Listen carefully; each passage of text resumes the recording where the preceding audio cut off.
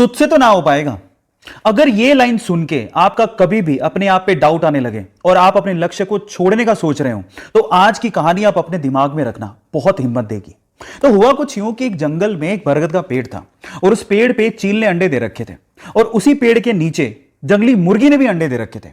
एक दिन हवा का बहाव आया और एक चील का अंडा नीचे गिर के मुर्गी के अंडों के साथ मिक्स हो गया। अब समय बीता, अंडे फूटे, वो चील का बच्चा भी बाहर आया, पर वो तो मुर्गी के अंडों के साथ था। अब वो ये सोचते हुए बड़ा हुआ कि वो तो मुर्गी है। अब वो वही करता जो कि मुर्गियां करती थी, वो उतना ही उड़ सकता था जितनी मुर्गियां यूजुअली उड़ती हैं। और आपको पता है कि मुर्गियां ज्यादा नहीं उड़ सकती, आपको पता है।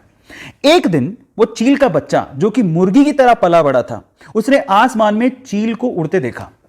तो उसने अपनी मुर्गी मां को पूछा कि मां, वो पक्षी कौन है जो बड़े शान से उड़ रहा है? मां कहती है, बेटा वो तो चील है। तो बच्चा मासूमियत से सवाल पूछता है कि हम लोग इतना ऊंचा क्यों नहीं उड़ सकते? तो मां कहती है, क्योंकि तुम मुर्गी हो। और ये सोच के कि वो मुर्गी है, सेल्फ डाउट में कभी उसने ट्राई भी नहीं किया ऊंचा उड़ने का और सिर्फ मुर्गी बन के वो जीता रहा और एक दिन मर गया। अब क्या मोरल निकलता है इस स्टोरी का पता है?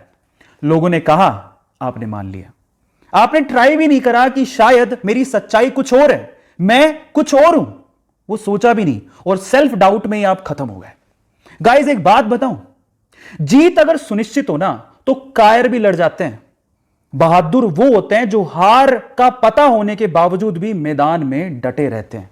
इसलिए सेल्फ डाउट छोड़ो, अपने आप पे भरोसा रखो और लोगों के बहकावे में ऐसी